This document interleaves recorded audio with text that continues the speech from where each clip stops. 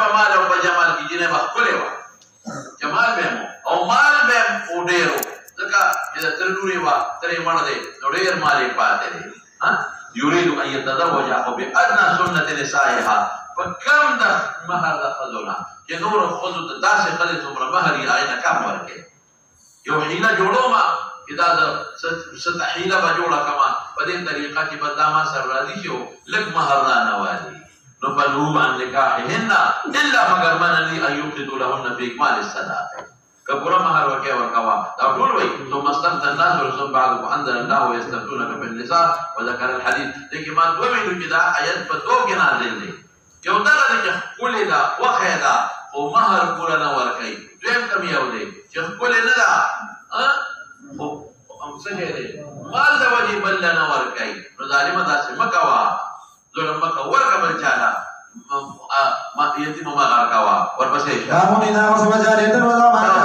بل ځای کې اعتراض کوي اذا غصبا وکیرو دیو تمهیدی دی مخکې یو سړی غصب کی جاریه د بل جاریه خو خیدا نه ورکړي غصب فلاول اما خبركم فزعم نزعم قد غاصب انها ماتت اذا مرشوا امام بخاری لا وقت تمهیدی دی لکه ما ته متوجه شې دې کوی کوم یو جاریه و پر دې ما غصب کړه مثال بتاو چې می غصب کړه نو ما هغه سړی راغلی دا ما جاریه غصب کړی د غواهانی پیدا کړ او دې لکه بل داسې کار چې ما غصب کړو ما سره مړه ده چې مړه ده نو قانون دا دی یو مل غصب قیمت په پما کې قاضي یو مل غصب پیژنې وکمره می غصب کړو دا غل ولې وی دې ګرانی کړدانې د دې وخت نه چې په کوم ورځ ما دا غصب کړی و چې په هغه ورځ باندې دې کوم قیمت او دوه حاضرانو چې کوم هغه وینځ لیدلې او تاجران یې دوی چې هغه کان کې وینځ تاسو لیدلې و او یا نه ولیدلې خدای وسب دي څونه قیمت دې هغه وی چې دا په 100 زره ده قاضي ما 100 روپے کې خو اوس مولانا سے بلا ورا دا په دې په اتفاق دي چې چانه مقصوبه او کړه او مقصوبه ما سره هلاک شي شبا نو د یوم الغصب قیمت لازمي او قیمت هغه ته چې عادلانه مقابل اوس دا جاریه ما دروغ وی دومره نه ما رسو پتاوله چې جاریه خو جمع ده نو سبا کېږي امام بخاری او جماهیر وایي چې جاریه به واپس کما مال خپل قیمت راځي ولې دوکا مې وکړه جاریه به واپس کم مال خپل قیمت راځي او امام ابو حنیفه رحمۃ اللہ علیہ فرمایي چې نه بس جاریه خو د غاصب ده ځکه قیمت یې ورکړی دی دا به واپس کوي البته امام صاحب وایي چې ګناهونه وکړل ډېر لږ نه یو دا ګناه چې هغه مقصود نه هدا ضرر ورسول دا یو ګناه شمیره دویمه ګناه سزا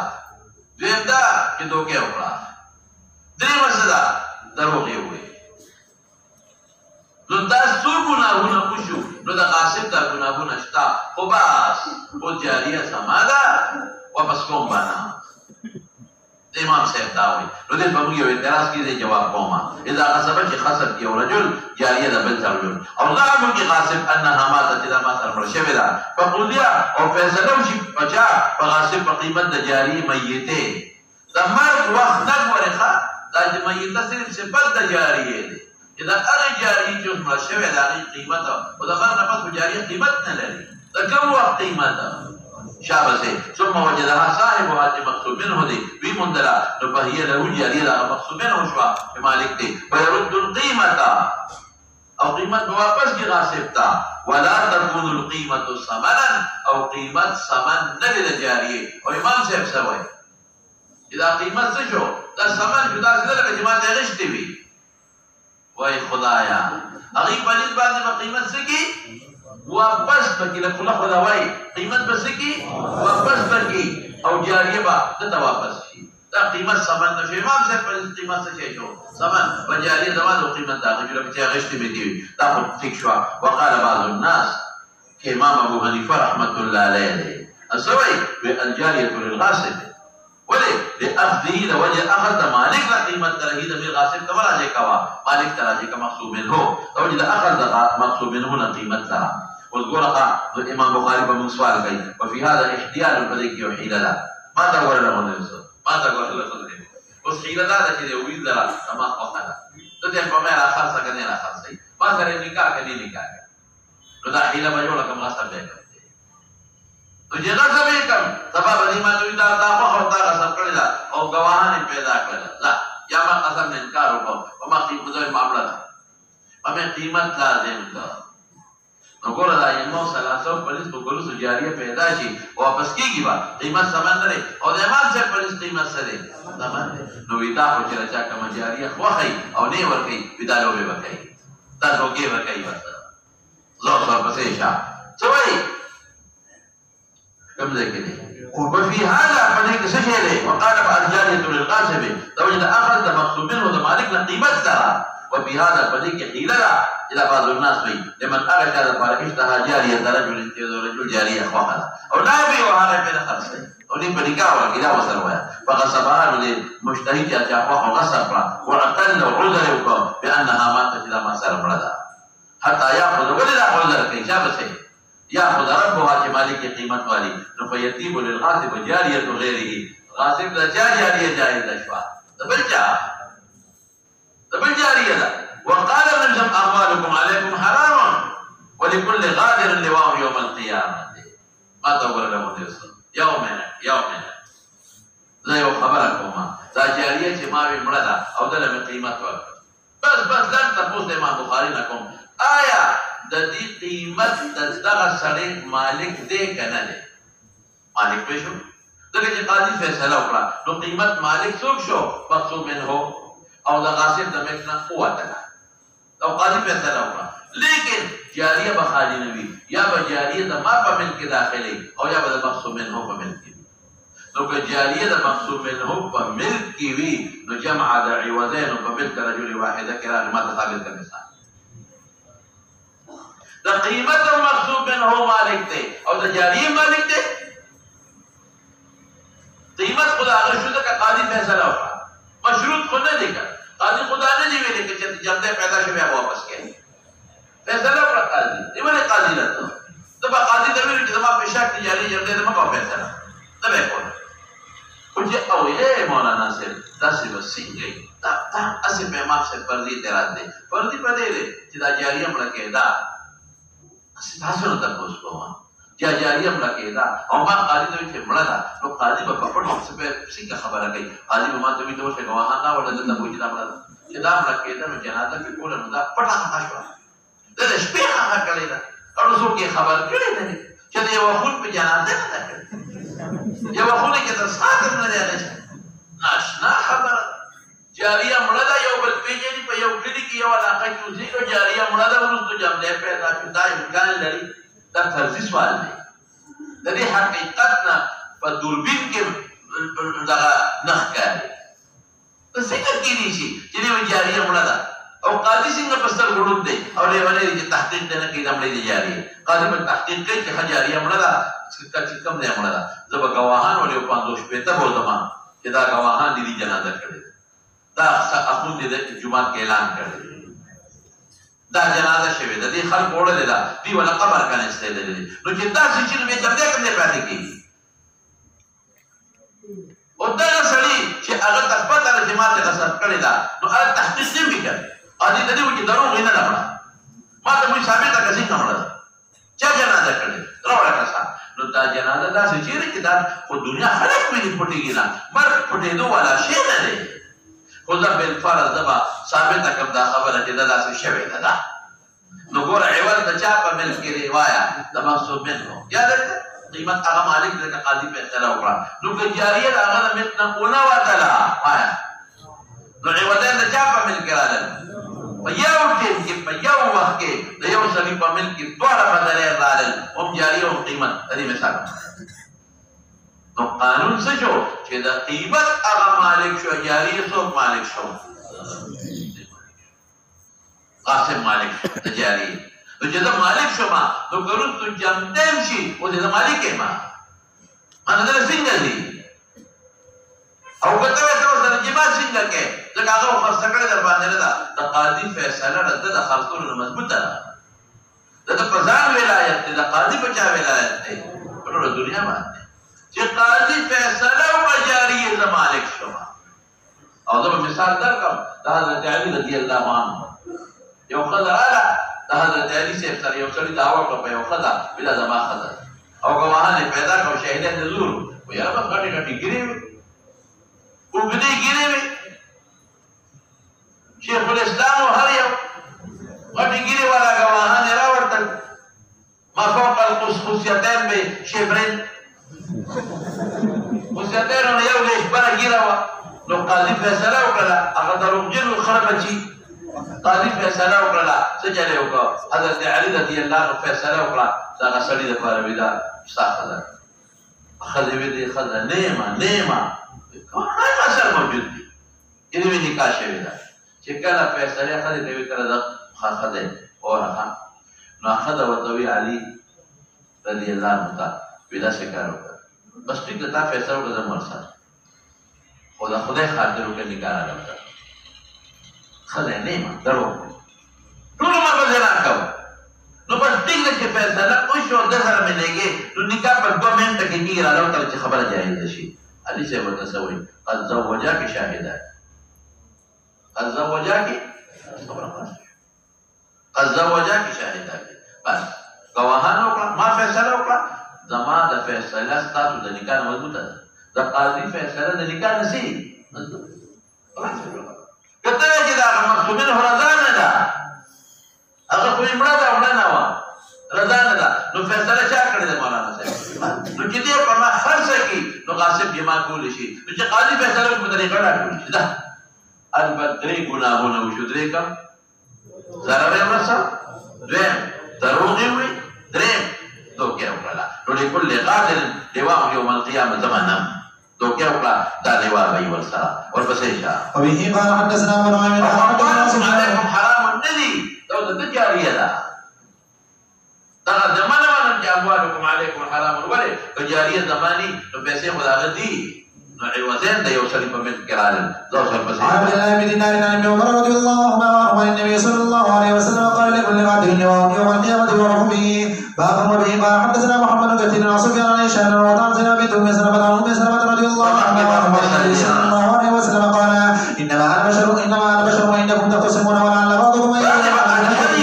حجت کے فصیح بلیغ بھئی فقبل دلیل کے دفاع دا سے دلیل بروڑی کی بس ما بدوکا کی فاقضی له على نحو ما اسمعه تجي اور فیصلہ حکم ومن قضيت له من اخيه شيئا فجاء فیصلہ حکم در پار من اخيه من حق اخيه ولا ياخذ بينما اقطع له قطعه من النار کذب دوکا باندې دوکا کلمہ اوے پردی مال را باندې وو تمام فیصلہ دا پردی مال نه حلالي تقارنګ دلته ګندا کدا جاریه فیصله وکړه قاضي نو د دې فیصله د وجنا نه حلاليږي اے مولانا صاحب اوس یو خبر باندې کوم دلته نه لست برادي چې قضا د قاضي ظاهرا نافذ ده او ظاهرا باطنا دواړه نافذ ده تاسو په یوه خبره زمون په دې باندې قضا د قاضي ظاهرا او باطنا دواړه نافذ ده تاسو او کتبه چې رسول الله مبارک انما اقتلوا قطعه من النار دا دیانت سره تعلق لري چا سره دا اخرت کې به غاصب سره خپل تاسو کې چې ولې دا ګناه اخرت کې به تاسو کې نو قضا د قاضي ظاهرا او باطنا ټول نافذ ده په قضا کې خو شکونه نه چې جاریه را پیدا شو بیا واپس کوم او غلی نه واپس کوم لا اټل فیصله خلاص ده ورپسې شه باب في النكاح وبه قال حدثنا مسلم بن ابراهيم قال حدثنا هشام قال حدثنا يحيى بن كثير عن ابي سلمة عن ابي هريره رضي الله عنه عن النبي صلى الله عليه وسلم قال لا تنكح البكر حتى تستأذن ولا السيب حتى تستمر فقيل يا رسول الله صلى الله عليه وسلم كيف يجمع قال اذا سكتت وقال بعض الناس ان لم تستأذن البكر لا تفكرين اجازه اختي هريره تزوج فاحتال رجل وكرس يوم صليح رجل فقام شاهدي زور انه تزوجها برضاها او ثابت القاضي نکاح دا غیر دور تپتا شهادت باطل دے دور تپتا کی شهادت باطل دے فلا سبا ان يقطعها وهو تزويج صحيح چا مطلب دے تزویج صحیح کته چې ګوانان د دروغ قاضي فیصله وکړه د قاضي فیصله د وجه خبره ولا جایز ده اې ځکه ما ته تمام خبره وکړه تزوجاك شاهدا وبه قال حدثنا ايوب بن قال حدثنا سفيان قال حدثني احمد بن سعيد قال سمعت امراه بن جعفر تحرمت يزوجها وليها وكانت المرأة يا شيخ من انصار عبد الرحمن بن جرمان ابن جارية فقال لا تخشين بين خلفها بنت الخطاب لك ابوها وهي كانت مرأة النبي صلى الله عليه وسلم غواها. قال سفيان وابو الرحمن وسمعه يقول عن ابي ان خمسه وبه قال حدثنا ابو نعيم قال حدثنا شيبان عن ابي سلمه عن ابي هريره رضي الله عنه قال قال رسول الله صلى الله عليه وسلم لا تنكح الايم حتى تستأذن ولا تنكح البكر حتى تستأذن. قالوا كيف إنا قال نسكت وقال بعض الناس نحن عليه إن احتال إنسان بشاهدين زور على تجويز امرأة سيبة. سيبة خدمة کی وجہ لگی ما تقول سيبة ذکر لگی چه پا باقیانا دین پا جس باندی ولایت اجبار کی دی ذکر سيبة لگی بی امرها چه ما گواهان قائم کرده دروغ و جردی پا امر نکاح شویدا سولی سيبة چه بغیر دا امر نکاح سيکی بقضاء فأثبت القاضي نكاحها إياه والضوء تبطل أنه لم يتزوجها قط فإنه يصعب عن النكاح لا جائز له ولا بأس بالمقابل له معها بالكل من يوعي أو كتب إذا بخلق دا حيلي جوړي ګناه کړه حيلي من خو منو دیانت د قیامت پر ورځ خدای تاسو کوي او تدویج صحیح دی جما صحیح ده دا په ټولو کې جنا دی ولې کړی جنا نه ده کړی وای خدای پاکا ولې شابه سي ځکه چا فیصله وکړه دا قاضي فیصله د دې څخه او د سړي د نکاح د تړلو مضبوطه ده د دې دوه په ځان ولایت د قاضي ولایت په ټوله دنیا باندې ورپسې ښه. وبه قال حدثنا معاصر بن جبير عن ابي هريره عن زكوان عن عائشه رضي الله عنها قال رسول الله صلى الله عليه وسلم البكر تستأذن قالت انما البكر تسرح قال اذا سمعنا وقال بعضنا يتيمة يا باكري فأبت إنكاره فاحتال وجاء بشاهد زور على أنه أدرك تصبير لشوى ورضيت اليتيمة وقبل القاضي شهادة الزور أو ضغط فتر وحد حل له الوجه بالكل جائز أصبحي كيف خبر بالكل سدا أو كتبه ألتك لشويلي لي چې باکره حیا کوي او تاسو ته او فلان بدغه واه قائم کړي چې موږ تاسو کړي نه کړه اگر چې دروغ دي یلکه کویږي کته ولی تقال ما تقول امرأة العنين ذكر ذاك جواب البخاري امرأة العنين شيخنا خاوند العنين دي قاضي مسونه مهلت ورقي فمش او كشبان مياشي كم مسألة كارو نشو او قاضي مفسخرا ولي خذ بعد تدير قبل جسر والنكاح كل شيء طلاق له زوجته تبدل انت ما شاء موافقتك اگر طلاق نه ورکړې د عدت نه بل اخذ بل جسر نکاح کول شي انت تسوي اذا قاضي فیصله اگر طلاق نه منظور یا یو خاوند دی او هغه د خاوند سره ظلم کوي او د خځې دعوا په قاضي سره چې ما سره ظلم کوي او واقعي خاوند ظلم او طلاق نه ورکاو قاضي فسخ کول شي او د عدت نه بل جسر اخذ نکاح کول شي ما ده په خبره هغه طلاق نه ورکړي د قاضي فیصله سره مولانا صاحب مضبوط یا مفقود کې ضرور کار پس قاضي فیصله وکړي مثال بتاو اذا بس دا خاوند نه مرد او عدت نه بس دي کو کې هغه عدت نه بس جسر نکړو په دې کې خاوند جمع دی راغی خیر او خلاص سورې دی راغی د بیګي په خبره پس د قاضي فیصله هغه طلاق نه ورکړي قاضي فیصله مضبوطه مولانا دا خو ترلي خبرې دي ورپسې ښه باب ما يقرأ من احتياء المرأة مع خاوند سره او بنو سره او خاوند دوکه کوي چې دې بنې ته نږدې نشي بنې ګناه ده ها وما نزل عن النبي صلى الله عليه وسلم في ذلك حديث روان دي تفسير شيء بشباب به قال حدثنا عبيد بن اسماعيل قال حدثنا موسى بن هشام عن ابي عائشة رضي الله عنها وقال قال رسول الله صلى الله عليه وسلم يحب الحوا ويحب العسل وكان اذا صلى الافراج على نسائه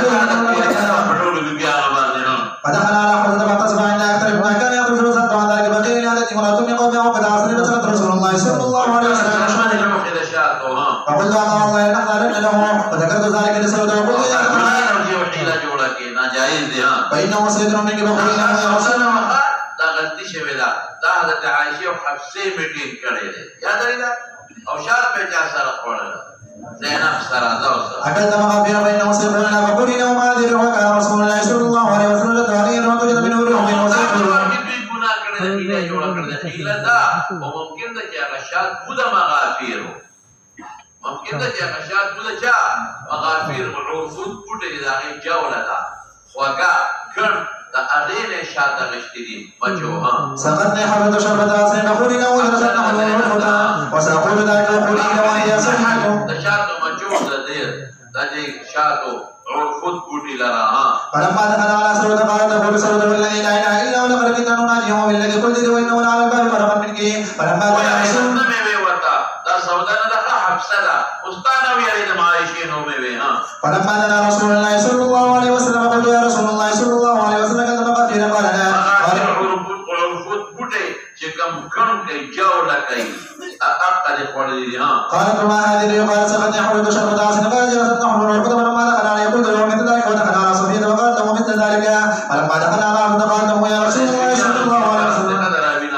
انا اصدق منه قال لا حاجه لي به قال تقول صلاه سبحان الله لقد حرمنا قلت له اسكتي يوحي له جوړه کړه ګناه شو ها باب ما يكره من الاحتيال في القرار من الطاعون حيله ومن جوړه ها وبه قال حدثنا عبد الله بن مسعود عن مالك عن ابن شهاب بن الرحمن بن عامر بن ربيعه عن عمر رضي الله عنه وخرج الى الشام فلما جاء سلام بن عمر وضاق بشيء اخبر عبد الرحمن بن عوف ان رسول الله صلى الله عليه وسلم قال اذا سمعتم بارض فلا تقدموا عليه واذا وقع بارض وانتم بها فلا تخلوا فرارا منه ورجع عمر بن وعن ابن شهاب بن عسار بن عبد الله انه عمر انما صبر من حديث عبد الرحمن وبه قال حدثنا ابن ايمان قال اخبرنا شعيب بن مسعود قال اخبرني عامر بن سعد بن ابي وقاص انه سمع اسامه بن زيد رضي الله عنه يحدث سعد ان رسول الله صلى الله عليه وسلم ذكر الوجه فقال رجل وعلم وضب به بعض الامم طبق منه بقيه فذهب المره وذات الاخرى فما سمع ارض فلا يقدمن عليه ومن كان يقدم قبلها فلا يقدم فرارا منه باب في الهبه والشفعه وقال بعض الناس انه ابى هبه عن بدر من اكثر حتى مضى عنده سنين واختار في ذلك إن وهب هبة 1000 درهم جاءت 1000 روپے هبة وفسا حتى مكث عنده سنين ما تقول له وما خبرك كي ما سرى 1000 روپے او مولانا صاحب د حولانه یو لسره دی دوره دی پیندر دی شر دی مخ کې ما چاته هبه کړل رښتیا وایا دی وی زکات ساقطای دا زکات ساقطول دي دا څه په پیښ وکنه زکات ساقطول خو خیر دی وی الله هبه کوي چې دا 1000 روپے دي نو دا د او بخلي خدتا په دغه زکات رانه اوس خدای باندې چې کله کال تیرې دا لسره دی پاتې شي ماته وبخلي باندې زکات رانه بیا چې لاس ولې پاتې شي ما بیا خلې ته وبخلي په ما زکات رانه بس کلونه په دې کې دي چې نو په خله زکات راشي نه با په ما زکات راشي زموږ په کې دي بابا جی زموږ دا خبره کوي یو خانو نه یو امام صاحب په بوته هر کار نو مانګي وراړو مانګي کې بار غنه پرد نه او استاد جی ودا د خدای په مال کې قبولې کا زکات استاد جی وی خان ما قبولې استاد جی دا مانګي چې تو سړی په بازار کې راغنه فرسه په مې راخص بس ډیر راځه نو په کار خبر چې مانګي کې مثلا دړې غنم راځي یا 2 کیلو راځي دا غیدا قیمت دي خان په پیسې ورکړو مانګي به کوته هر کال پیدا شي یو ځل وتا هغه ودا د خپل په مال کې دا قبولې کا هغه ما قبول ودا استاد جی ته به څه دکان ته وړي په مې راخص کا ولا چې بینه خرڅ دا جوړم هغه نه باوري په ما راخص کا خان په پتا هم ته په خپل ما خو خل دې پتا خرڅو او په دکان کې خرڅو کې نه خامخا خرڅه کوم دې سم زور نه په جګړه کې په جګړه کې مانګي په ځمکه پرې وته یو دی ولې وبل دا چې مانګي پرې وته لاندې پکې سره زره او سپین زره او 90 روپے وي د پاتې پیو موټي غانه به خاوت پیږي هر بابا خدا ما زکات ټیک شو دا امانت کې زکات ادا کړ فرض لیکن دې دوه او کله ګونه او کله لا چې پر دې مال هغه کې سره سپینو دا په ټول د مناسب شو او هغه ته په لګو پیسو د غنمو اصلي دا جوړه مقبوله شو دا باندې خلک دا وکړي اوس هم ډېر خلک داسې کوي چې خپل کالي وي او هغه کالي وبخي دې زمانه کې ښځې او د خاوند مال ورې مشترک دي تقریبا هغه زمانه کې به د خاوند جدا مال او د ښځې به جدا مال دې زمانه کې هغه شی نشته اوس تاسو ته ما ویلي هغه به ښځې خاوند له زکات هم ورکاوه شرعات اوس هم ورکولی شي چې په ښځه زکات فرض یو خاوند لی ورکوي او په خاوند فرض چې یو ښځې لی ورکوي خبره نشته خو زموږ علما دې زمانه کې دا فتوا ځکه نه ورکوي چې د دې مالونه دواړو څه دي د ښځې د خاوند او د خاوند د ښځې کالي چې څومره وي که د ښځې وي خو د غریب اختیار پکې نه او یا د خاوند د کالي وي خو ښځې لی ورکړي او ښځې غاړو کې راچي نو اوس هم د یو سړي زموږ په وطن کې بعضې خلک وي داسې چې هغې سره کالي وي یو ښځې سره او دا فیصله وکړي چې دا کالي د ماله د ماشومانو بچو بس خبر خیر او خلاص دا زما کالي د ماشومانو بچو شو 3 تولې دی یو دوه بل او د زړه د اخلاص نه وکړي نیت یې دا نه چې زکات نه ځان تختو نیت یې سي د اخلاص ته هبه وکړي بالکل صحیح زکات کې څه کوي دا کله مالک اوسنه و یاره داسې نه چې زکات ته ځان بچ کوي او حیله جوړوي بلکې د زړه ورته بخي د زړه نه بخي چې سبا زما د افغانستان په دې کارو جګړې کوي نو دا فیصله وکړي چې دا 15 تولې مې د دوی شو دا 3 تولې مې د یو نور شو 3 مې د بل نور شو 3 مې د بل نور شو 15 مې د بل دوی شو په دا ما خپل ژوند فیصله نو خیر کې خاله استعمالي او تدین په کې نو پروا نشته استعمال جائز دی بچو مال نو صحیح خبره نشته لیکن دلته کې اوس څه کوي قال بعض الناس ان وهب هبه 1000 درهم جاء ذر هبه کړي او اکثر حتى ما قص عنده سنين فقالوا برادي ما قص عنده زمان شابه سي يوم دغسي اولان خمسه في ذره دماغ يوتا بخي وبلد بخي واختار في ذلك ثم رجع الواهب فيها ولا زكاة على واحد منهما قال ابو عبد الله فخالف رسول الله صلى الله عليه وسلم في الهبه واسقط الزكاه نما واجد اسقط لفظ ما آیا زکات ساقط کړي نه زکات په واجب نشو تاسو کوي اوس دی او سړي ډیر لپاره دا لوبه کوي لیکن مولانا صاحب بنیادی خبره ولا ده دا امام صاحب مده پیژندل دي اسنګا هغه دالي چې رجوع په الهبه کې امام ابو حنیفه رحمۃ اللہ علیہ شرطونه وایي موانع الرجوع من الهبه حروف الدمع يخلي يوم اخر الرجوع نشي بيت يوم اخر الرجوع نشي او کچر دې ترز بيت يوم اخر نبخي ولې تبا ولا نور کې بیا وسه نو د امام صاحب مذهب ته مطلق راوړو امام صاحب په هبه کې شرط لګی چې دغه کې رجوع نشي کولای او دوی دا چې کله رجوع کوي نو یا به موهوب له راضي کوي یا به قاضي راضي نو که قاضي لاړو قاضي ته هغه خځې کوي چې اجنبي خځه ده ترد ویلې ماما ویلې نو رحم محرم هم نه دی کنه دا قیمت هبه کړی نه ورکوه نو بیا د لږ زکات نه تقدیري باران نه تقدیري ناویلا نه نشي پای اوس څه یا موهوب له سره راضي کیږي دی بس کته خځه خاوند کې خځه خاوند رجوع نشي کوي نو امام چې مذهب دې پوره پیژندل نه کدا چې چاته هبه کړي رجوع کولی شي تبا نو که هغه انسان ول بیا نه وکړي دا اسی دا پر دې څه نه جوړه دا پر دې څه نه ورپسې کچر دې زما امام بخاری باندې او سوال وکړ کچر دې ما سره ضرور وکړي او دما یو یتیم سړی دې دما په رحم راکې او دې وته هبه کوم دما باندې باندې لا کول شي ما هبه کوم یا مدرسې ته هبه کوم نشي دما خپل مال دې ما ورته څه کولی باندې چې هبه وکړل هبه وکړل نو اوس زه ولې ما چې 100 روپے زکات نه ورکوم او زه هبه 50 روپے زکات نه ورکوم او زه هبه کوم نو دا د زکات دې تمانه نه کړی تما خپل مال دې په کې تصرف کولای شم او زه په کې هبه کولای شم او څه په کې کولای شم دا ورته کباله وبه قال حدثنا ابو نعيم قال حدثنا سفيان بن ايوب سمعني عن عكرمة بن عباس رضي الله عنهما قال قال النبي صلى الله عليه وسلم العائد فيه ليس لنا مثل السوي وبه قال حدثنا عبد الله بن محمد قال حدثنا هشام بن يوسف قال اخبرنا مروان بن سوري عن ابي سلمة عن جابر بن عبد الله رضي الله عنه قال انما جاء النبي صلى الله عليه وسلم هغه ثابت دی تاسو په دې ټولو خبرو پېښ وکړه د امام بخاری رحمت الله علیه محدثیت مفسر چې شمال د علمیت مفسر چې شمالو لیکن استدلال تا او فقاهت ته دې وکړل په پاتره ته ولګي څنګه ظاهري خلک وایي واقعي ګوره احناف شوفه ساقطي سبب باطلې کم دی مباد دا زکات باطلې کم دی مباد تمام خپل مال کې تصرف ولې منې کې کله دا دغه کوم د حیله اسقاط چې د حیله نه کوم د اسقاط د زکات او د 1000 روپیا چې د بخم دا جواب راکې امام بخاری چې دا حق نشته کې نشته تمانه دا حق ولې دې بخلی شه تما ثواب ده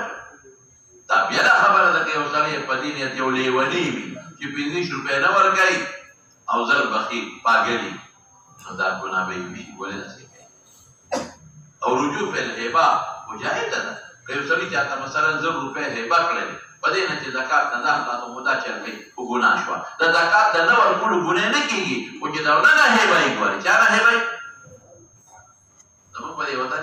اسقاط کې خلک کوي ورګه مولانا خبره ده مولانا عبدالحی صاحب رحمت الله علیه دا حیله د اسقاط لیکلې ده خو شرطونه دي او زموږ په وطن کې هغه شرطونه مرطونه نشته د مخکېوني کې دا حیلې مې هغې کې څه دي یو سړی مړ شو او په دې غریب باندې روجې پاتې دي مثال پته وه دا هغه روجو فدیه پې پاتې ده 1000 روپۍ جوړېږي دسه 1000 روپۍ نشته د صرف 100 روپۍ دي مثال مې درکړ 1000 روپۍ نشته اوس به راشو موږ به دا چلو کړو یو 10 کسان به کېنو چې د غاړه د الله د رضا دپاره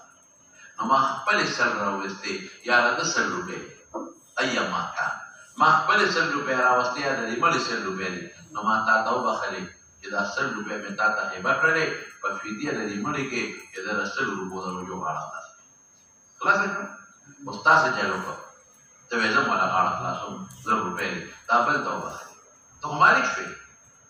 ته مالک شوې تا بل ته وبخلې چې زه دا بخم تا ته چې د دې مرده د 100 روپو د فدیه غاړه پې خلاصه شي د څو خلاصه شوه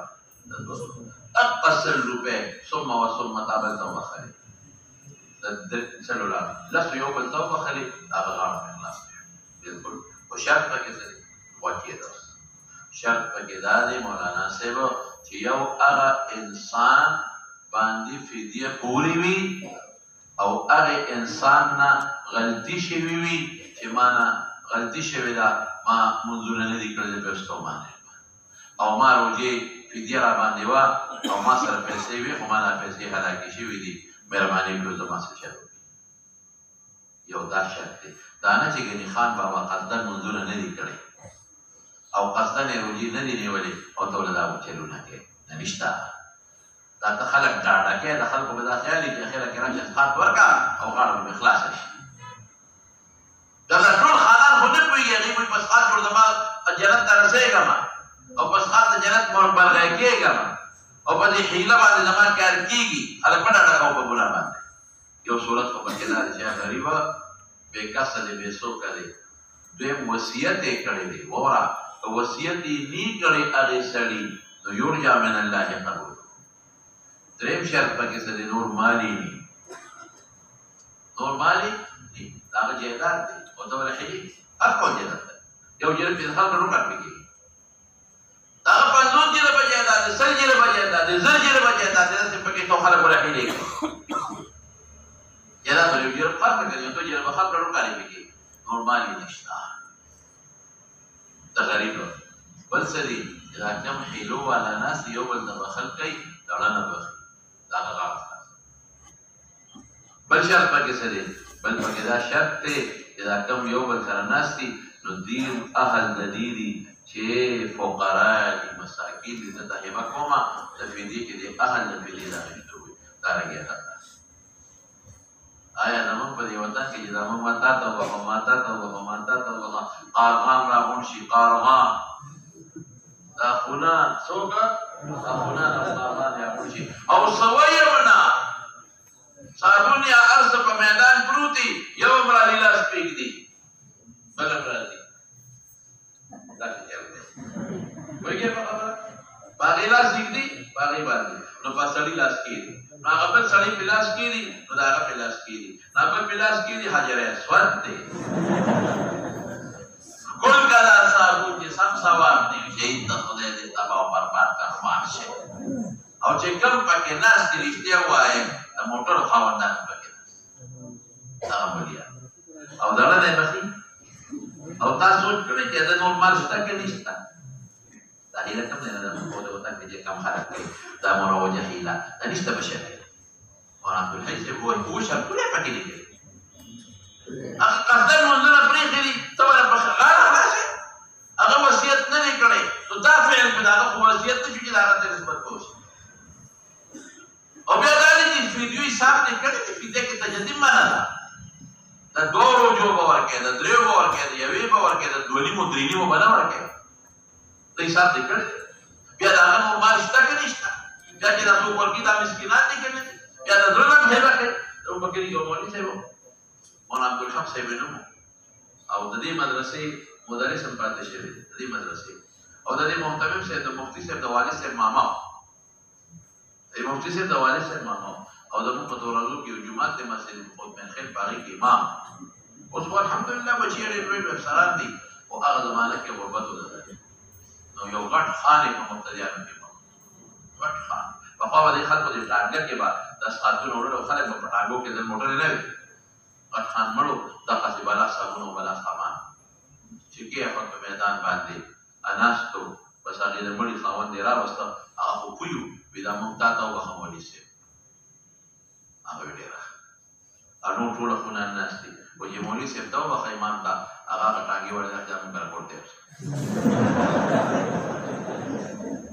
ټول مليان پر هغه شو تاسو کې ما ته وخت ما ته بچی نه ناشتي هغه چې بیګان وړي نه پړل هغه نه خپل تکلیف دې زبر ته ولې وخت وینا خامخابه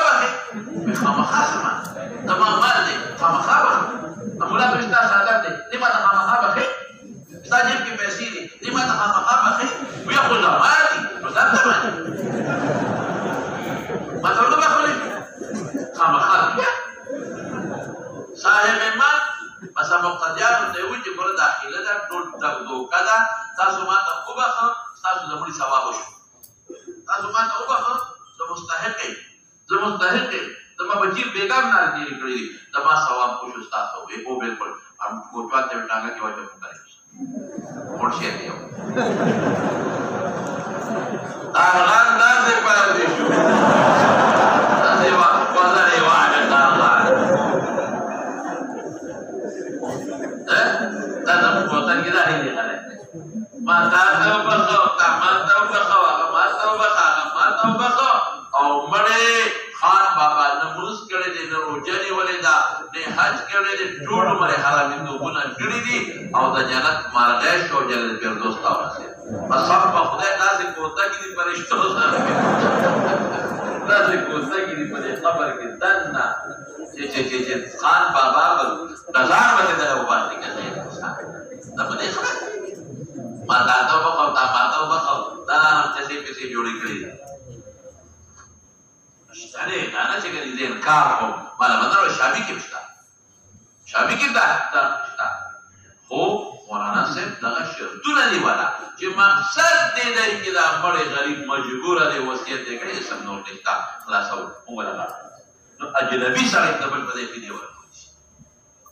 او دا ځړنه تملیک کې چې مالک هم دا نه چې ګرځي دا ستاسو ورته چې مالک نه ستاسو خپل به مسکر دي دلنا قبض كي فقراء مساكين بي ثم يتصدق مسكين على مسكين وذلك تكمليا الناس قسم بقضي أريا وقراني أريا صاحب النساب ويجي بخبر نتاسة تسمحي لي أنا جايز لي دوسر بسيشة مولانا الشفاعة بكل إيمان يصاب إذا قادر حلول وصرمت الطلب بلا شفاعة إنما جعل النبي صلى الله عليه وسلم تاسو بك دخيلة مخي بدون ولا يجب كتاب جنائز کې مدار روانه تعالی اوس په بیت کې خبره دا مکوي مکوي دا څه شي چې په خدای او تاسو څه کې زه یو ځل ته یو مان سړی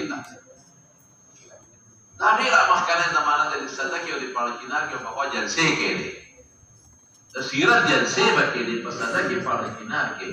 مولانا سنجار صاحب شیخ صاحب شو مولانا احمد رجال صاحب شو او داسې نور علماء کرام هم خپل دوه جلسې وکړه بس دا کې یو غړ جمعه او ډین جمعه په وته وي چې په یو کبني غړ جمعه ته غړ هغه کې بچا سبا درې ورځې جلسه وا یو مولا په دوه درې دي تقریر ورکړ او بیا په پاړه چینار کې یو غړ جمعه ته مناري والا اصولي تعریف پاړه چینار ته ومو یقین کوي مولانا صاحب چې موږ به تقریر دوشي هغه مراته نه کیږي سنیان باندې دوشي هغه د اختلافات نو دا جنجالونه نه سیرت جلسه وکوله شي هغه په داسې راځي بالکل موږ دعوت ته مړه کوو مرګرو به مده دعوت وکړه موږ دا ناس په ورسره دا شیګان او دا ټول په بازار په سړي پون باندې جمعه پړه په چینا پون بازار باندې شیګان باندې سوريان باندې خله په تاسو تقریرونه په علماء درې ورځې بیانونه وو دوه بیانونه به کول درې بیانونه وکړو په موضوعات باندې او ګټه خیراتونه به کول دي خلکو او دا ورسره جنجالونه شروع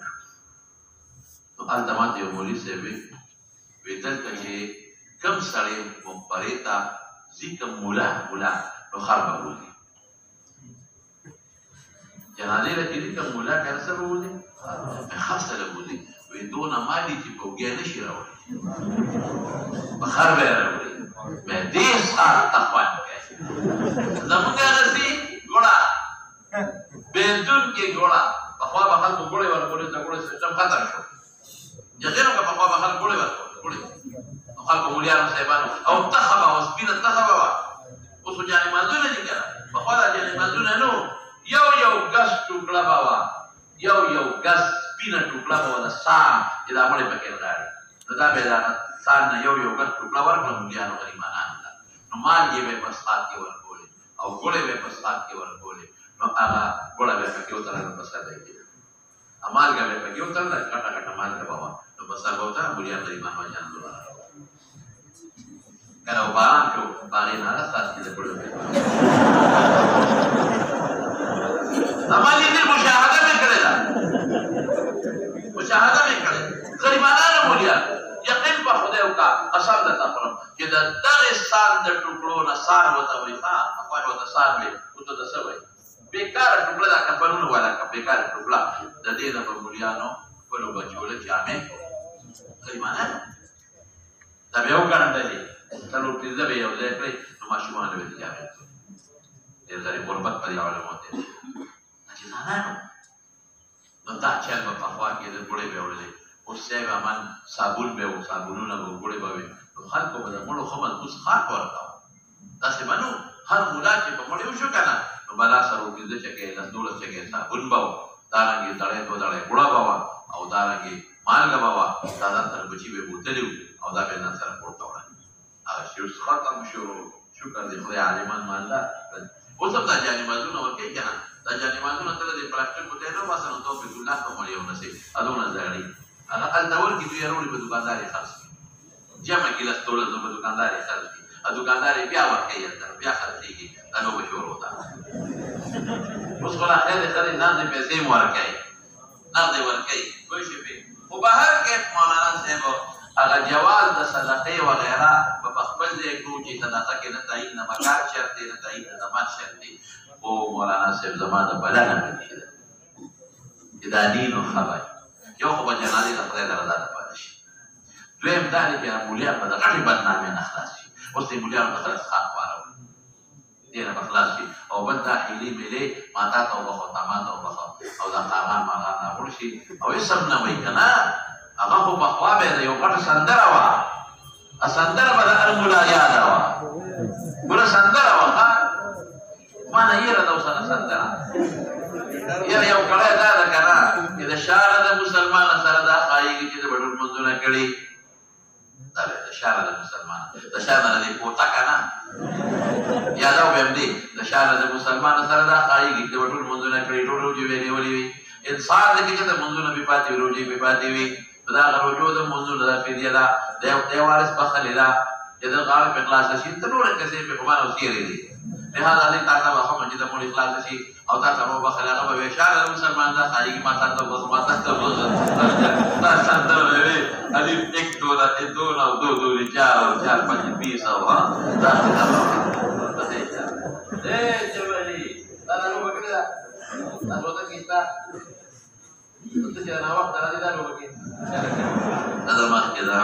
وقال بعض الناس شفاط للجوال ثم من ايام شدده فضل زه د الله نه ځان لم دا سوال کوم او تاسو لم چې خدای پاک مو ټول طالبان زما چې څومره شاګردان دي سابقین او دا موجوده حاضرین ټول د الله مستغني او غني د ذلت د جن نه خدای پاک هم نو امان د عزت جن نه مې د خوښ دا د ذلت جن او خان ته لاس نیول او په مقبره کې د بل پیسو ته تمه کول او ناسته دې نه خدای ساته بس دا زما سوال غیر هغه خدای پاک رزق الله مقدر کړی دی ښه د عزت په شکل کې چې څوک درکوي بلکل نه موږ ټول خلک موږ سره خپلې نشته ټول پردي راکوي خپلې موږ سره نشته یو بل راکوي یا پیسې میسې موږ سره چې سي یو بل یې راکوي خو یا د عزت په شکل د بدعتۍ په شکل کې نه او چې کله درته پته مو لګېږي چې دا شی ښه نه دی او حرام دی ګناه ده ځان دې ساته روزي مې د الله ده او موږ له به خدای نه راکوي دې ناولو له ورکوي دا ګنډو او دا څښا مقعدونو والا چې دا په دغه ځان پاکۍ په ټیشو پیپر او ځان هم نیندي نو دې غولنو له به خدای ورکوي موږ له به خدای نه راکوي خبره کوي انشاءالله دا فکر مه کوئ ډوډۍ به خدای درکوي د تذلیل ژوند مه تېروئ پټکي ډېر اوچت دی چې ستاسو له پټکي ذلیله نه شي دا ورپسې شه مولانا صاحب وقال إن اشترى دارا فخاف أن يأخذ الجار بشهوة اشترى سهما من 100 سنة او مکې دا شفعه کې وایي واقعي دی کې موږ هیله کوو بالکل شفعه کې څه معنا ده ګوره دوه به تکې راوړه جابر انما جعلنا البدق الشفعة بكل ما لم يقسم چې کوم شي تقسیم شوي دی شفعه پکې شته چې تقسیم شي او خرڅه بیا پکې شفعه شته بیا شته خو دوی د جواز شفعه نه مني او موږ منو فإذا وقعت الحدود وصرفت الطرق فلا شفعة څه معنی دی یو منټ چې کله موږ طرق واړولی شي او لارې جدا شي او د هغې نه پس بیا د دا کور خرڅومه شابسې نو شفعه نشته څه معنی شفعه د شرکت نشته د جواز شته وقال بعض الناس الشفعة للجوار بالکل موږ یې منو ثم عمد الى ما شدده وجه كما شفا مضبوطه يا باطله باطله باطله څه موږ یې مضبوطه هم سوایو رسول الله مبارک فرمایي الجار وحق بسقمه بالکل موږ یې مضبوطه چې شفا د جواب تا وی باطله څنګه باطله وقال ان اشترى دارا ما ته وګورل مونږ وسه ما ته دا کور دې سره خوا کې دا کور خرڅي زه حاجه دې گاونډي دې اخلم د دې کور قیمت دې 1 لک روپے یا د دارالحدیث فرض کا دارالحدیث د ما په گاوند کې دا ده د دې قیمت دې سو 1 لک روپے ما په دې کې واغشتا دا مې سړي سي کړې یو مې حصہ مې واغشتا په 90000 پسلو کې یو حصہ مې واغشتا پسو په 90,000 باقی میں واغشتے اغا 9 حصے پا سو پاتے کی پا یو لکے لزر باقی پا لزر واغشتے ہاں اس کا پا ما شفی کئی نو پا دی رنبے حصہ کی پا ما کئی پا نورو کی نشی کولے ذکر رنبے ما یو حصہ سلم حصہ میں واغشتا پا 90,000 لیکن پا ما شفا کولی نشی ولی نشی کولی قیمت دی او پروستانو کې په ما شوفه بیا نشي کولی اگر چې هغه مې 9 حصې په 10,000 واخیستې ولې ځکه هغې کې هغه جار دی زه پکې شریک یم هغې کې هغه څه دی جار دی زه څه یم شریک یم بس دا شوفه بالکل موږ احنافو خلکو ته ښودلې ده چې دا شوفه اوکې دې ته موږ سوال کوي وقال نو باطلی شفا ان اشترا کې وسړي واغشته دار فخافا اشترا معنا اراده د شرع الله دیری ان یاخذ الجار بشبهه نو فاشترى سهما من 100 سهم یا به سوالي او په څومره پیسو یې والي فخره ثم اشترى الباقي باقي والي وكان للجار الشبهه في السهم الاول وربك ولا شبهه اشتهى نشي کولی ولا نشي کولی قیمت ډیر دی ولا شبهه له في باقي الدار باقي کې ولا نشتا باقي کې ما یو مساقط د دې شریک یې هغه قال نه ولا هو ان يختار في ذلك قدر جائز دي بده کې هیله کوي تاسو نه تاسو کوم دی وی فقاب طلب شفا باطل ما هو شفا باطل سوچ دا ما هیله جوړ کړل چې د دې گاونډي شفاعت ونشي دا نه چې دا شفعي حق راغلی او باطل دی وای خدای ما خدای هم باطل کړی دی چې کوي دې ما هو نه باطل کنه یو دي ما یو حساب تر پناه نبی راځي کې ما پناه 90,000 راځي کې ما 90,000 وایي شوفه ما نه دا باطل کړی ما دا هیله سره پاره جوړ کړه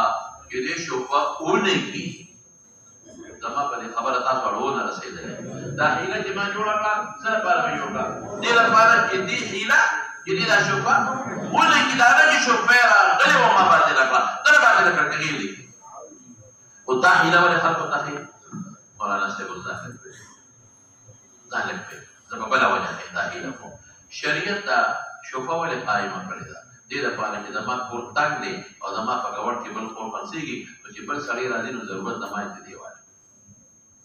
دې لپاره شوبه زه به څه کوم زما کور تنګ دی بچي مې ګڼ دي زما ګاونډ کې خرڅېږي نو خبره وایي یا دې لپاره زما شوبه ده چې غلط ګاونډي راشي ما کور خړ غټ دی خدا ځکه اخلم چې ما نه غلط ګاونډي راشي یا دې لپاره شوبه کوم چې زما کور خو ډېر دی او یا زما سبا د 900 روپۍ کار شي یو جری ته مې ضرورت دی دې لپاره شوبه کوم چې بل څوک یې وانه شریعت امر ادا کړی اوس مولانا صاحب چې زما خپل کور برابر دی نمبر 1 ګاونډي غلط طریقه سړی راځي او ضرورت هم ماته نشته نو ولې د شوبه کوم پرېږده چې بل غریب راشي که نو زه دا هیله دې لپاره کوم څه لپاره هیله کوم شابه صاحب چې ما له غلط ګاونډي را نه شي زه هیله څه لپاره کوم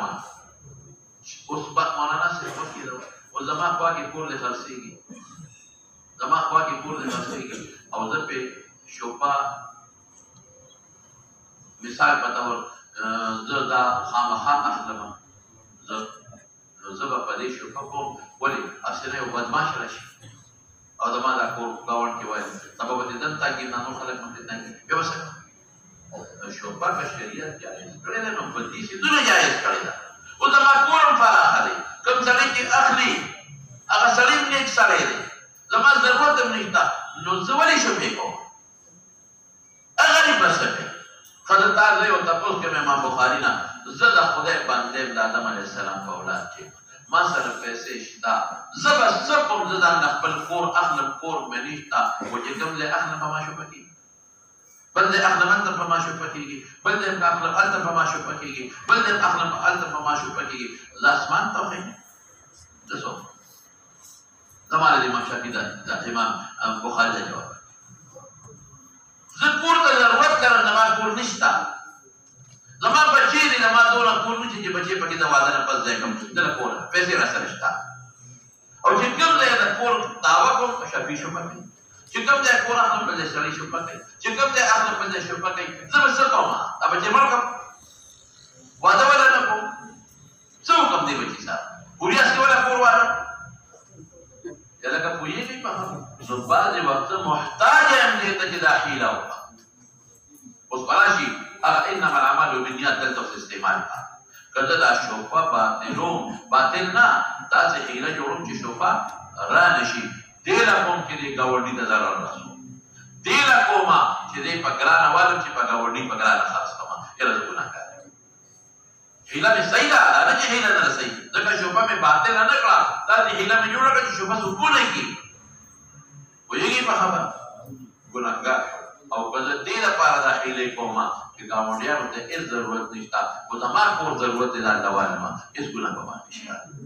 په دې خبره خو پوه شوې که نه ته اوس مخکې لاړ شوه وبه قال حدثنا علي بن عبد الله قال حدثنا سفيان عن ابراهيم بن ميسر قال سمعت عمر بن الشريد يقول جاء مصر البحر وزاد ولا منكبه وانطلق معه الى سن فقال ابو رافع للمصر لا تامر على ان يشترى مني بيت الله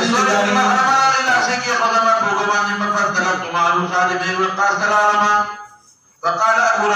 ابو رافع سوي مسوقتا الا تعمر تحكمنك هذا تحكمنك مسور ابن مخرمه توي تحكمنك دي سنه جواب زمانه بوډي زما الذي في داره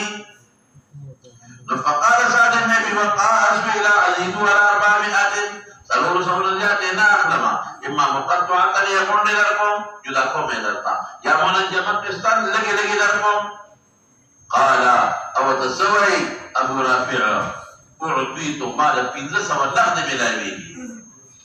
او ما ندي ورکړي او دې په سلور زره غواړي ولولا اني سمعت النبي صلى الله عليه وسلم يقول الجار احق بالسقم ما بيتك يا ما اعطيتك قلت لسفيان ان معمر لم يقل هكذا معمر خدا جمله دا سنه ویلي نو قال سفيان ولكنه قال لي هكذا سمطلب دا تمهیدی سره فارقه خو چې جا گاونډي له شوبې حق شتا وګورئ وسوي وقال بعض الناس دوست به مراد کوي بل عنوان سره اذا اراد ان يبيع الشبهه دې اراده لري چې واخد شبهین مراد دار مشبوع عليه فله ان يحتال حتى يبطل الشبهه حيله جوړه چې شبهه باطله کی ماذا سوي دا د مطلق حق د شفعیه جوړ نشي ويحق البائع للمشتري دارا نبائع للمشتري دادا وبخي ما تقول زبدت ما اذا كون ما توبخ عوض بدل نو ما ته وبخي او ما عوض واخلي نو په موهوبه شفعه نه کېږي دا بله حیله شوه په مشترا باندې شفعه کېږي په موهوبه باندې نه کېږي ويحدها ويدفع ما اليه او حد مقرر کی وریم کی دا يدفع ذکر ور چې قبض راشي ذکر حیله به ذکر شفعه هبه بغیر د قبض نه تابعینا ويعوضه المشتري 1000 درهم فلا يكون للشفيع فيها شفعه ودا باطل نشوه دا حیله مثل لپاره جوړه کړله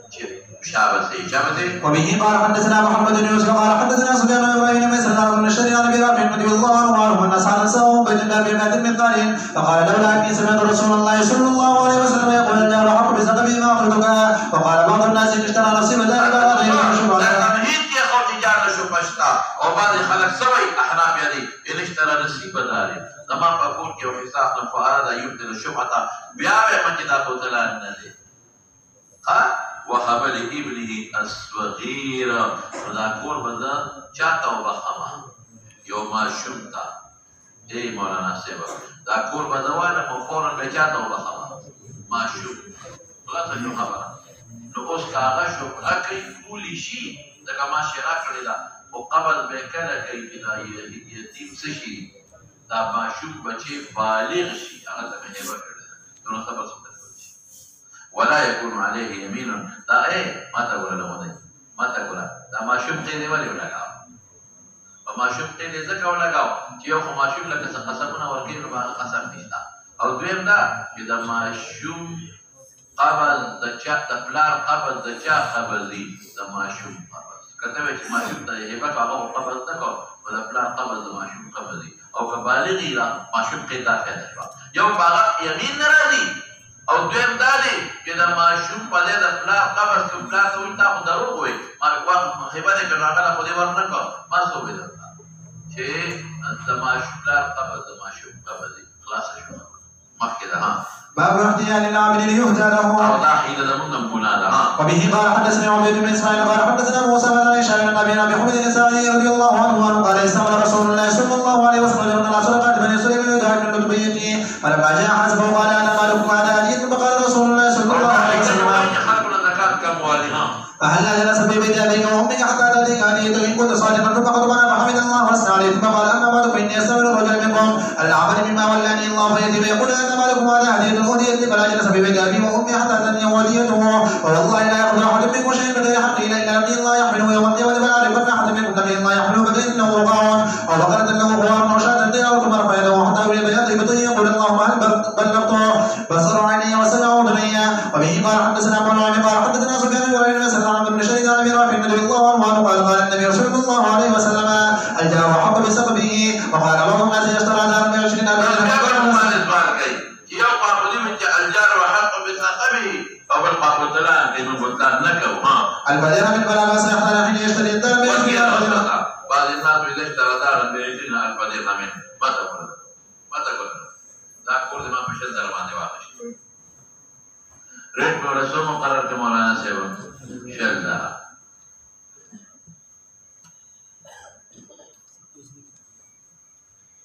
ها او دا کور دې د الله سودا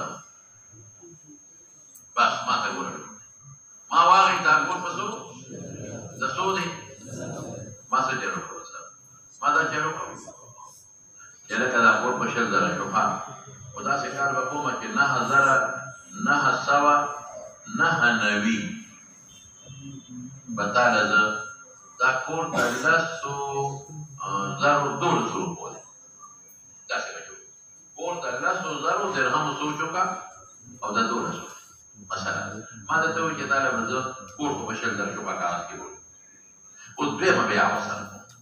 دوی په بیا ورته کو چې دا له 9,990 روپیا درته تاسو پاتې شئ یو روپے نه یو نه بیا نو یو په دینار درکوم نه په شي په او دا څه نشو بیا یعنی اصل خو ما خبره جوړه شو ما ولا 9,990 ورکړي او یو می دینار ورکړ ما 2 روپے ورکړل لزرع او دولس ثم رسولي لزرع دولس برسولي مثال بتاعه يا ولس يا دولس قبل جوړ وما وصلت جلو وكذا ما وی کې دا کور په شل دا ما د جوړه کړه چې کور خو بلد زره 200 روپۍ دی او ما ته یو جوړه کو چې بل شو باونه شل زره قیمت ولې ډېر ښه په شل زره نو واخیست چې په شل زره نو واخیست نو دا 9999 مې ورکړې نو په شل زره کې 9999 لاړې چې باقي څه پاتې کېږي 1 روپۍ او 10 زره څه پاتې کېږي درهم 1 روپۍ 10 زره درهم پاتې شو ما مې چې داسې کار وکړو چې ستا په دې 10,000 1 روپۍ کې بیع صرف کوو زه به دینار درکړم هغې کې نو جایز دي که څه ویله که دینار خو د 200 درهمو دی یا جنس بدل کړو یا خدای پاکه جنس څه شو دراهم فضلي دینار ذهب دی جنس بدل شو تفاضل جایز دی نو ما څو عقده وکړل دوه مې وکړل څنګه دوه عقدونه مې وکړل یو مې کور واخیست په څو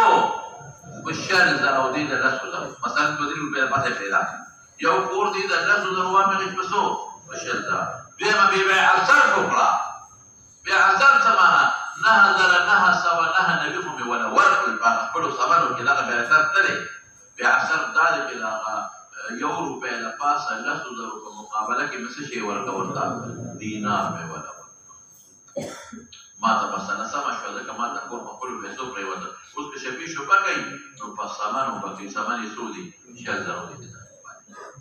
شفي خو شوبه نشي کولی ځکه شی د 10,000 دي په 10,000 نه خو دې کې یو نقصان دی اوس دې کې نقصان دا دی مولانا صاحب که په دې کور کې عیب و په دې کور کې څو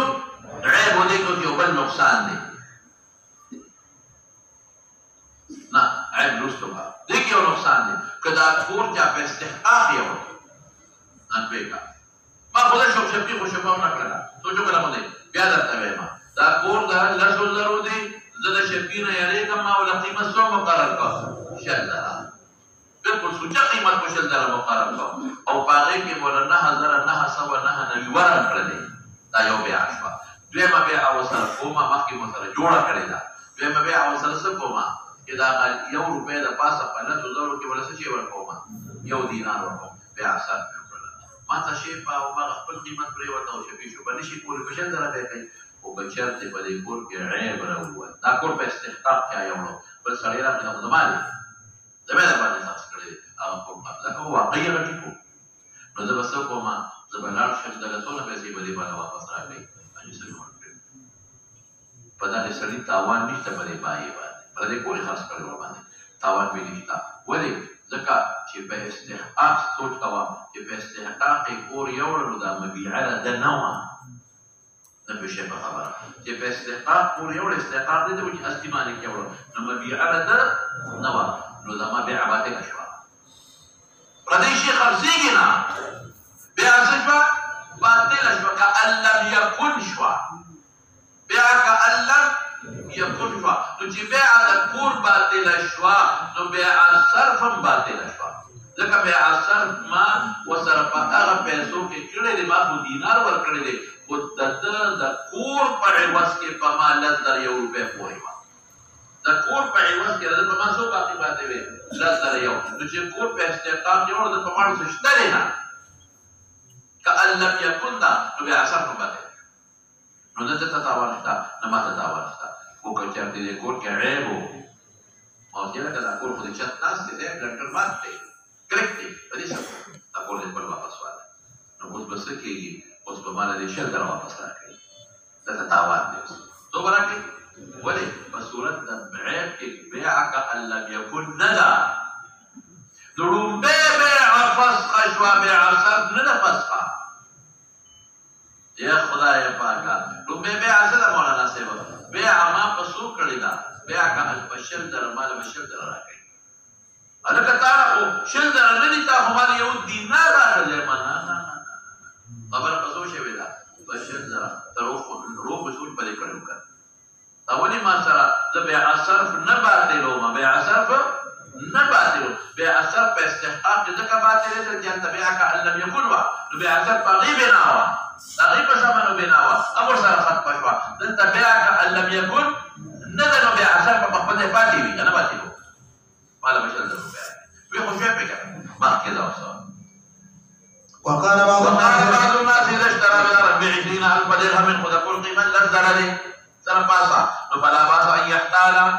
حين يشتري الدار ب20,000 درهم وينقذه 9,000 درهم و999 وينقذه دينارا مما بقي من ال20 يا نشوى فإن طلب الشفيع أخذها ب20,000 درهم من قصد قيمتها غني وإلا فلا سبيل له على الدار فإن استحقت الدار وقدر باستحقاق يرجع المشتري على البائع بما دفع إليه جرى 9,000 درهم نها سوا أو 99 أو يو درهم دي ويجي لك بيعك ما في باستحقاق يرجع انتقد السلف بالدينار بيعك أن لم يكن وبيعك أن لم يقول لك جرب ما سقط سكري نبي نبي أسف وباقي بنا وغم ختم شوا بين وجد بهذه الدار عيبا ولم تستحق فإنه يردها عليه ب20,000 درهم لك بيعك أن لم يكن نبي أسف بنا باتنيجي قال أبو عبد الله فاجاز ودي بعضنا جائز كذا دوكا بين المسلمين أنا كذا دوكا ده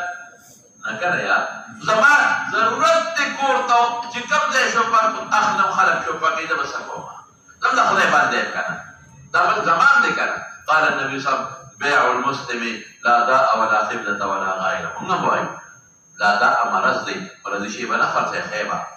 ولا خبلة خبلة تتوي لكيجي بچاكي يو انويل لدو دينا كاري لپكي عيب بخيب ولا غائلة أو بچاكي يو عبد تخطي لا تخطي عيب بخيب تاخو من بوي وربس إشاء وبه قال حدثنا وسلم قال حدثنا يا سفيان قال حدثني إبراهيم بن سلام بن شيء أن غرب بن سوا وصال بن مالك بن بن قارين وقال له أن سمعت النبي صلى الله عليه وسلم يقول جاء محمد بسببه ما أخذ الدعاء پیغمبر مبارک دا گاونډي شو په ثابت کړه بعضو ناس باطل وي ماذا تسوي من باطلونه یا دې شو خبره من وایو چې دما ضرورت ته کور ته ارزه را باندې خلک شو پکې دا بدا چې حکم چې په ما باندې شو حق تو جوړ نشي دا نه کې باطلونه بس په مولانا